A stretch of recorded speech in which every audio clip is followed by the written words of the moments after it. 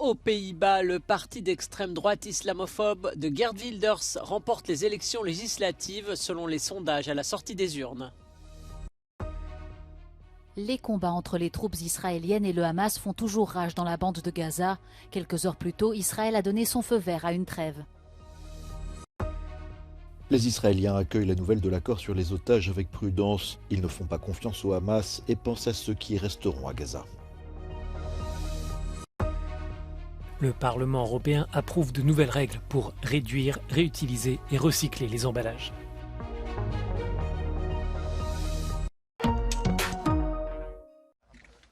L'extrême droite est-elle aux portes du pouvoir aux Pays-Bas? C'est en tout cas ce que suggèrent les sondages à la sortie des urnes. Selon eux, le Parti de la Liberté, mouvement d'extrême droite et islamophobe de Geert Wilders, a remporté les élections législatives avec 35 sièges au Parlement néerlandais. L'alliance de gauche de Frans Timmermans est deuxième avec 26 sièges. Le centre-droit VVD du Premier ministre sortant Mark Rutte a remporté 23 sièges selon les sondages. Si ces résultats se confirment, cela provoquerait un séisme politique bien au-delà des frontières des Pays-Bas. Les combats entre les troupes israéliennes et le Hamas font toujours rage dans la bande de Gaza. Ce mercredi, Tsahal a annoncé avoir intercepté un missile de croisière dans le sud d'Israël et frappé le bureau des renseignements militaires du Hamas dans l'ouest de l'enclave palestinienne. De son côté, le gouvernement israélien a donné son feu vert pour un accord permettant la libération d'au moins 50 otages retenus par le Hamas en échange d'une pause de 4 jours dans les combats à Gaza. La trêve devrait commencer jeudi à 10 h et facilitera l'échange des otages israéliens contre 150 Palestiniens détenus en Israël. Une décision saluée par les dirigeants européens, américains et plusieurs pays de la région, dont l'Égypte et la Cisjordanie.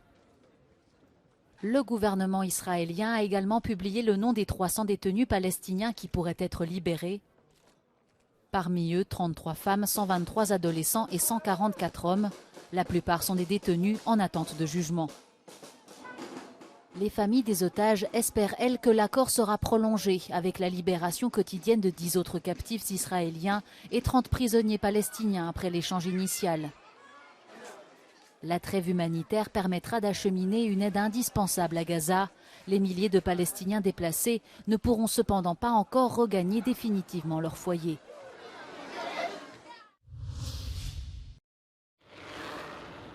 Dans les rues de Tel Aviv, la nouvelle de l'échange des 50 otages israéliens est reçue avec prudence. Depuis le 7 octobre, pas une heure ne passe sans que le sort des 239 personnes kidnappées à Gaza ne soit évoqué dans les médias. Alors aujourd'hui, le soulagement est teinté d'inquiétude.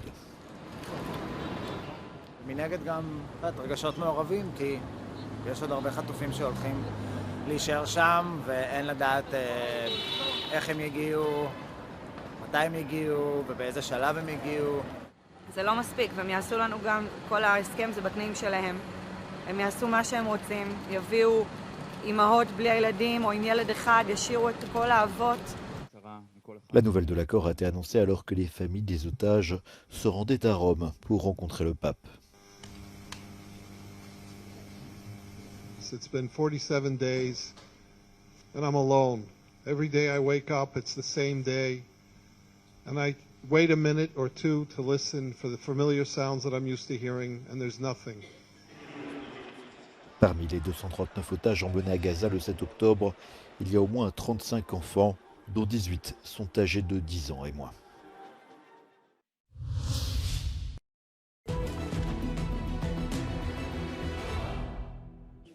Russian officials are struggling to subdue Russian hysteria around Ukrainian operations in the east bank of Kherson region. Russian defense minister claimed that Russian forces prevented all Ukrainian attempts to conduct successful amphibious operations in the Kherson direction. Now, the Institute for the Study of War says Shoigu's statement is likely an attempt to downplay some Russian bloggers' concerns over Russia's inability to decisively repel Ukrainian attacks on the east bank of the Dnipro River, but is unlikely to calm the ever-growing complaints in the Russian information space. Russian bloggers continue to acknowledge a Ukrainian presence in the east bank of Kherson region and complain that Russian forces are unable to suppress Ukrainian operations in the area. Russian sources claim that Ukrainian forces continue to hold positions in and near Krynki, it is right there, and also near the Antonivsky road bridge, it is right here, and a small railway bridge which is 6 kilometers east of the Antonivsky bridge here. Now, the UK Defence Ministry says the fighting around Krynki is on a smaller scale than some major battles of the war, but will be considered highly unfortunate by Russian leaders.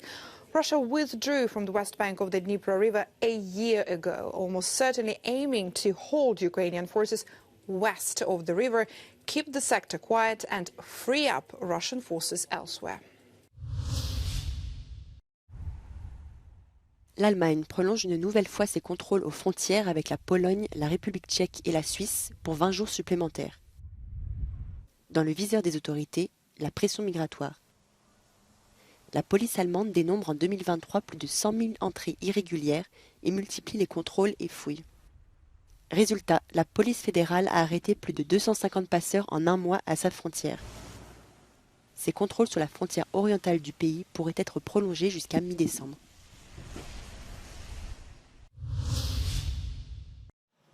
Les écoles et universités italiennes ont consacré une minute de silence à Giulia Cecchettin, la jeune femme de 22 ans retrouvée morte ce samedi à Pordenone. Le principal suspect n'est autre que son ex-petite amie, arrêtée en Allemagne après une fuite d'une semaine. Il cambiamento deve partire principalmente da noi uomini perché per l'appunto fondamentalmente sebbene non siano tutti gli uomini a compiere violenza ovviamente quasi in tutti i casi sono proprio gli uomini ad uccidere le donne, a violentare le donne e a violare la loro libertà. Cette affaire a relancé le débat sur les féminicides dans le pays. La classe politique est sommée d'agir. Le Parlement européen approuve une nouvelle réglementation qui doit permettre de réduire de plusieurs millions de tonnes les emballages et les déchets dans l'Union. Le texte veut favoriser la réutilisation, la collecte et le recyclage des conditionnements. De nombreux emballages à usage unique sont aussi appelés à disparaître, comme les sacs en plastique léger. Selon le président de la Commission de l'environnement du Parlement, cette régulation changera la logique des industriels et pourrait réduire de 20 à 30% les 80 milliards de tonnes d'emballages produits chaque année en Europe. It is probably one of the texts which is the most lobbied. I give you one example. McDonald's is lobbying to keep the single-use model. The single-use model is that you use just once all what is necessary to have your food. The alternative to this is precisely the proposal we push for, meaning that when you are in a McDonald's or KFC or Burger King restaurants, on site, not takeaway, on site, then why should you use to drink your Coke a single-use cup and not just a glass? Why? La législation compte interdire les emballages inutiles et incitera d'ici 2030 les industriels à rendre tous les conditionnements recyclables. Ils devront tous pouvoir être recyclés à partir de 2035. Enfin, l'UE fixera des quotas obligatoires pour la réutilisation des différents emballages, comme par exemple les bouteilles.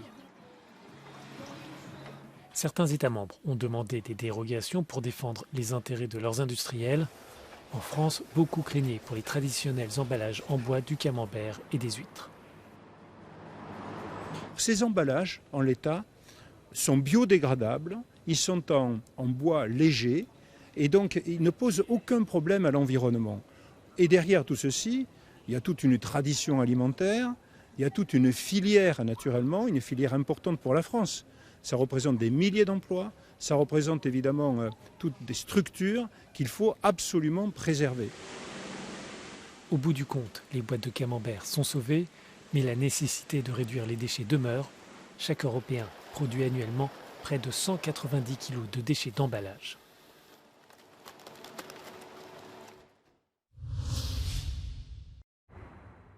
Début de chantier pour ce qui devrait être la plus grande centrale géothermique de l'Union européenne. Le forage a été lancé au Danemark. La technique consiste à extraire de l'eau chaude du sol. Elle est à 2,5 km sous la terre. Ensuite, grâce à des pompes, elle est envoyée dans le réseau de chauffage urbain pour arriver directement dans les radiateurs des maisons. Le système comprendra 7 puits au total. Ils alimenteront en chaleur des milliers de foyers dans la région d'Orus, dans le nord-est du pays.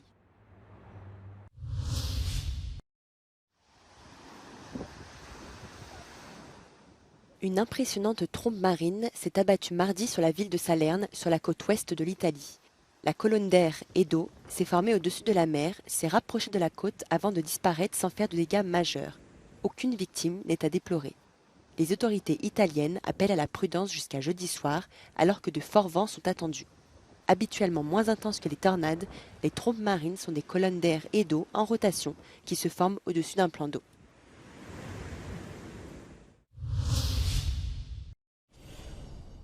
Les Rolling Stones annoncent une tournée en 2024 dans la foulée de leur dernier album, Hackney Diamonds. Emmenés par Mick Jagger, 80 ans, et Keith Richards, 79 ans, la tournée ne concerne pour l'heure que 16 villes aux États-Unis et au Canada. Actuellement, aucune date n'est prévue en Europe. Le dernier concert du groupe sur le vieux continent remonte à 2022. Le groupe britannique Mythic, né il y a 61 ans, avait lancé le 20 octobre son dernier album.